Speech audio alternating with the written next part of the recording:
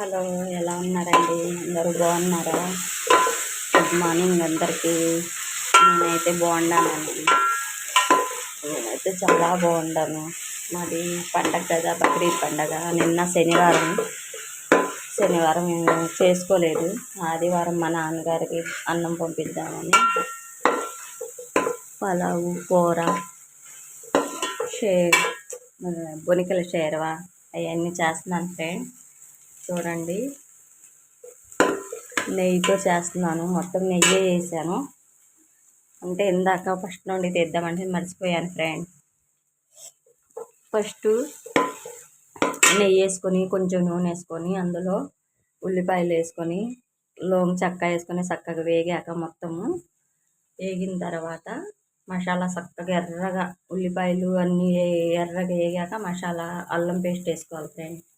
అల్లం పేస్ట్ కూడా చక్కగా ఎర్రగా వేగాక టమాటాలు, పచ్చిమిరకాయలు, కొత్తిమీర, పుదీనా, యాలకులు అన్నీ మొత్తం వేసేసుకొని చక్కగా ఇలాగా నూనె పైకి తేలేదాకా అలాగా చేయాలి. ఇంకా అయిపోయింది ఫ్రెండ్. ఇప్పుడు కొలతగా నీళ్లు పోయాలి.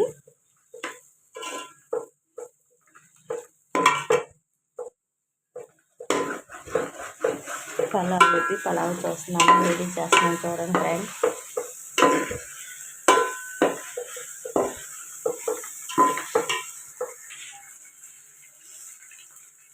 ఈ డబ్బాతో వాటర్ 3 డబ్బాలు, ఒక డబ్బా బాస్మతి బియ్యము, ఒక డబ్బా మామూలు బియ్యము. దీంతో 3 డబ్బాలు వాటర్ పోసుకోవాలి ఫ్రెండ్. 3 డబ్బాలు నీళ్ళు పోసుకోవాలి. ఇది 2వ డబ్బా.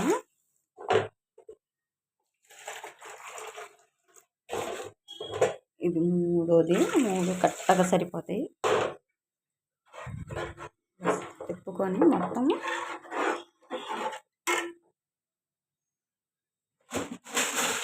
అంటే బియ్యం ఎన్ని ఉన్నాయో దాన్ని కొలతను బట్టి వేసుకోవాలి.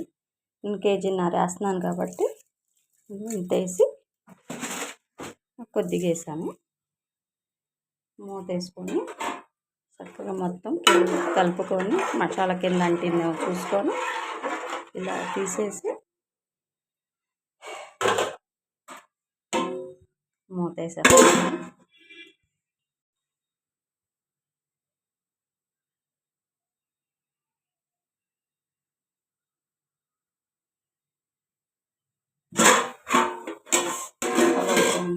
బియ్యం పట్టిపోయినాయి.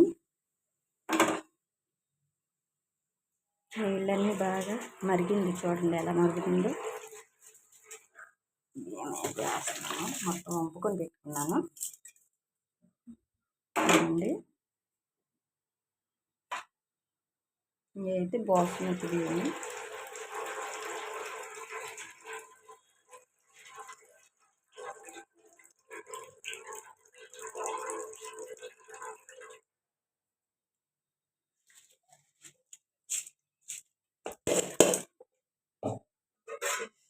వేసేసి చక్కగా ఇలాగా కలుపుకోవాలి.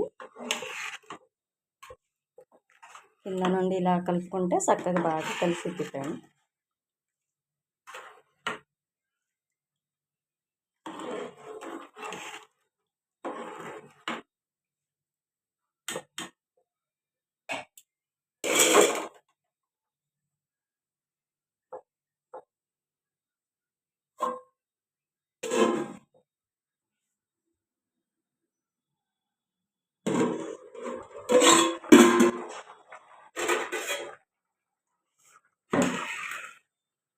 బిర్యానీ అయితే రెడీ.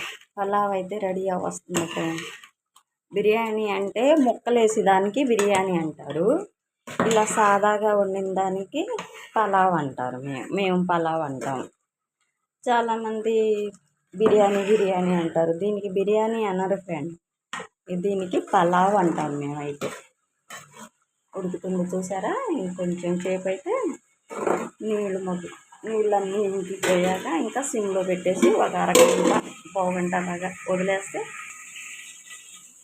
దీంట్లో గోంగూర వండుతున్నాను ఫ్రెండ్. ఆయిల్ వేసుకున్నాను. ఆయిల్ వేసుకున్నాక వెల్లుల్లి అల్లం పేస్ట్ వేసేసుకున్నాను. చక్కగా ఇలాగా ఎర్రగా కాలిన తర్వాత పచ్చిమిరకాయ టమాటాలు ఉల్లిపాయ వేసి అది కూడా చక్కగా మగ్గాక గోంగూర వేసుకుంటే చాలా బాగుంటుంది. ఒకసారి ట్రై చేసి చూడండి మీరు. పలావ్లో మాత్రం బాగుంటుంది.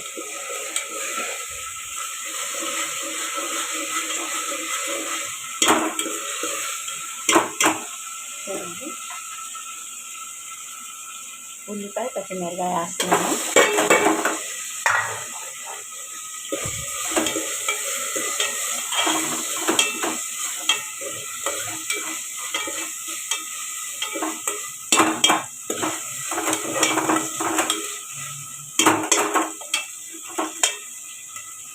కొంచెం సేపు మగ్గనిద్దాం. ఇది మగ్గనిచ్చాక టమాటాలు వేసుకున్నాం సార్.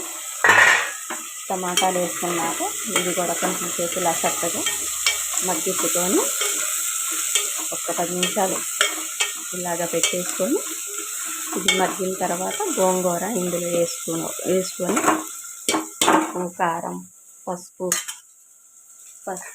మొత్తం వేసేసి చక్కగా ఉడికాక ఇంకా తాలింపు కూడా అక్కర్లేదు పలావ్.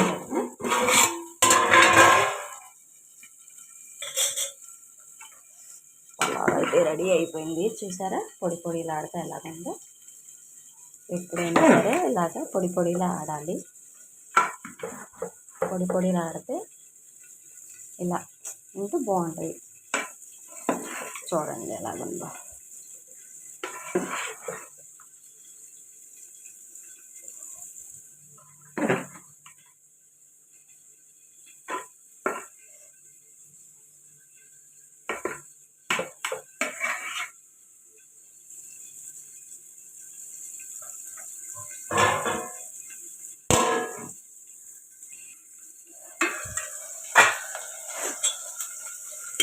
ఇవన్నీ రెడీ అయిపోయింది ఫ్రెండ్. గోంగూర వేసుకున్నాం. శుభ్రంగా కడిగి పెట్టేసుకున్నాను ఫ్రెండ్. గోంగూర అయితే కొంచెం కొన్నాను, కొంచెం ఆ చెట్లది కోసాను. చూడండి, ఇది శనగపైకి కలుపుకొని కొంచెం మగ్గాక నూనెలో వదిలేసుకుంటే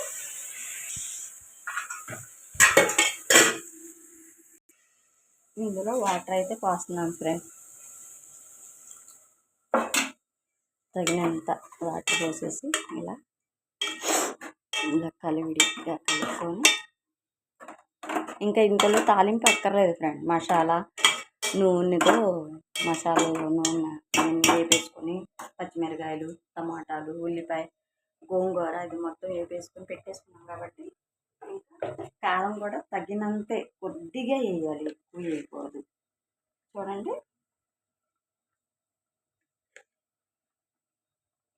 కొద్దిగా వేసాము. కొంచెం పసుపు వేసుకున్నాము. ఉప్పు అయితే కొంచెం ఆగాక ఉడికాక వేద్దాం.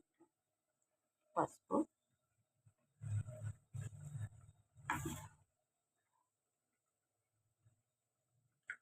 కొత్తిమీర, ఇవన్నీ కొంచెం మగ్గాక